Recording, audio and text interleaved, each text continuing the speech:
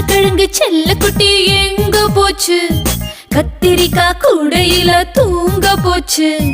கத்திரிக்காய் எட்டி உதைக்கு அழுதுருச்சு. அம்மா வந்து கொஞ்சினதோ சிரிச்சிடுச்சு.